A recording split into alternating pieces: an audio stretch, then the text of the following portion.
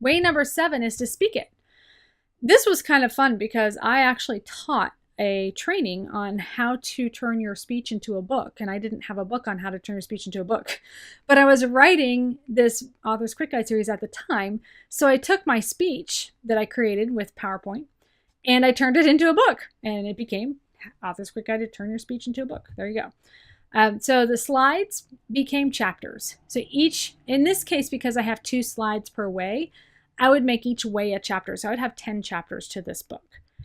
My bullet points on those slides would be subsections within the chapter. Kind of the same as writing a blog post, only bigger. You have more chapters already outlined and more subsections already outlined. And then you can either teach it, you can speak it live at a conference. You can, if you enjoy that sort of thing, you can speak it just to yourself, record it right onto your computer. You can teach it into a webinar format because it is kind of a way to speak it. But I have a lot of people who are speakers on stage who love to stand up in front of a crowd and speak. So if you want to do that, you can and have it transcribed, but just remember that rule and that brain science, because this type of book, often it's like a keynote speech style book. So it's motivational, it's inspirational, those kinds of things. That kind of book is going to be very difficult to read if it's a straight transcription with no editing. So you need to heavily edit it. Or you can do what I did and write from scratch. What's really cool about PowerPoint is after you outline your slides and you make your slides and stuff, you can do the speech, which I recommend because it'll help you clarify your thoughts. It'll help you get your stories and examples and so on out so that it's easier to recall them. And you can click one button that's called outline. PowerPoint actually has a way to make an outline. I'm one of those writers that I get an idea and I sit down and I write it. I never outline. So for me to try and outline something is very difficult. It's like, even when I do my trainings, it's hard for me to sit down and write a description for a class because I see it as an outline, because that's basically what it is.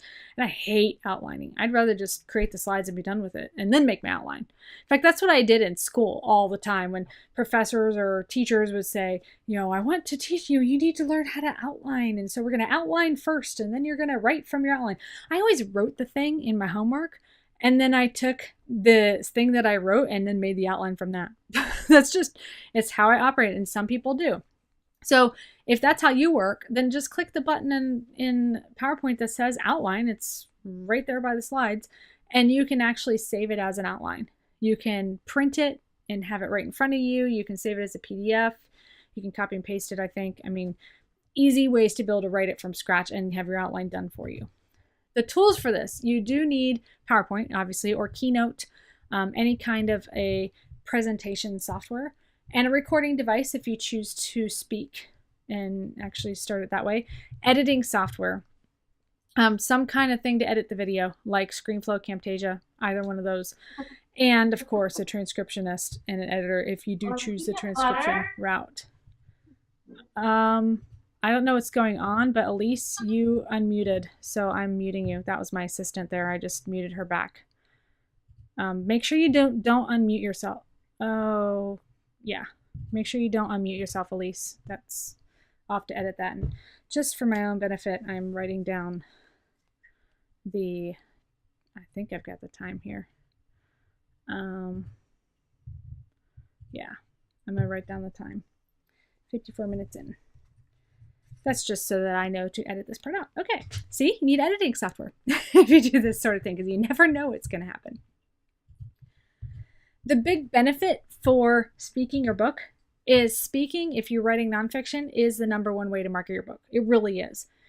Speaking includes teaching at workshops. It includes teaching webinars. It includes teaching or doing keynote speeches at conferences, doing corporate events where you go in and train a corporation. I actually was asked to do that when I was in college, was to go into a local corporation and teach them on one of Andrew Carnegie's books.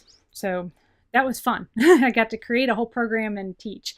And of course, I was major overachiever with that. They're like, we didn't expect you to give us handouts and worksheets. I'm like, I expect you to take action. So there you go. But by standing up in front of a crowd, which is scary to a lot of people, I do understand that. There's coaches that can help you with that. It is definitely the number one way to market your book is to talk about it. Just think of it like that. Just plain talk about it. So you can Even with fiction, the number one way to market your book is to read it to people, to do readings at libraries and at book signings, bookstores and things like that. Why? Because people get to know, like, and trust you as the author. They get to connect with you as a human being, and they're more likely to buy from you if they've connected with you.